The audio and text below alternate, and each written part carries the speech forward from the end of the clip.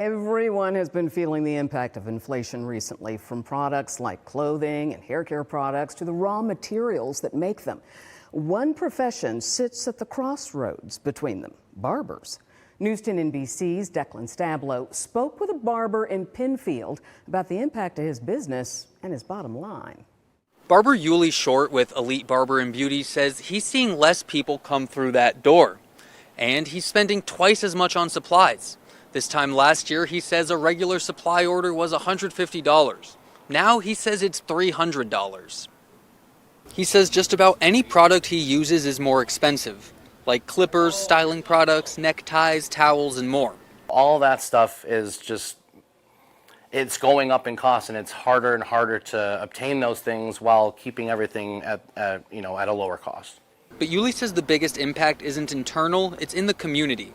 Sometimes he'll call up a customer that hasn't come in recently. And they just tell us, hey, I haven't really been able to afford a haircut lately, or I haven't had time to afford a haircut because I had to get a second job just to afford, my living situation. When that happens, Yuli says he tries to make things easier for clients. There's been a lot of the times where, a lot of my good clients, I'll just tell them to come in and get a haircut, and if you can pay me at any time, just do so. It's not a big deal. We want to hold the ties more to our community than to the money that we're making. You know what I'm saying? Yuli says barbers at the shop believe it's more than a spot to get a haircut, but a place of community. So he wants to keep things affordable. I just feel like it's super important for the community to have a space to go to feel like that, right? To feel like, well, if I go there and I don't have enough money, they're not going to make me feel bad about it.